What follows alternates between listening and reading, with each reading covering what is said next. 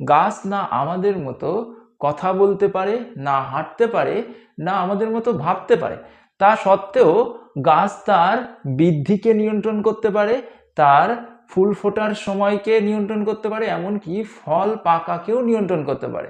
এই ঘটনাগুলি এক ধরনের কেমিক্যাল দ্বারা নিয়ন্ত্রিত হয়।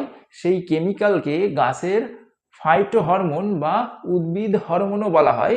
সাধারণত 5 ধরনের ফাইটো হরমোন রয়েছে, যেমন অক্সিন, যেটা গাছকে আলোর দিকে বেঁকে যেতে সাহায্য করে, জিবেরেলিন গাছকে স্ট্রেস করতে সাহায্য করে, সাইটোকাইনিন গাছের কোষকে বিভাজন করতে সাহায্য করে এবং গাছের পাতার বয়োবৃদ্ধিকেও নিয়ন্ত্রণ করতে পারে। অ্যাবসিসিক অ্যাসিড স্ট্রেসের সময় গাছের স্টোমাটাকে ক্লোজ করতে সাহায্য করে এবং ইথিলিন গাছের ফলকে পাকতে সাহায্য করে।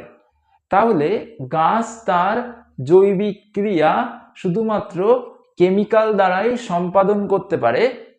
তাদের মাথা না থাকা সত্ত্বেও এই কেমিক্যালগুলোই ফাইটোহরমোন নামে পরিচিত।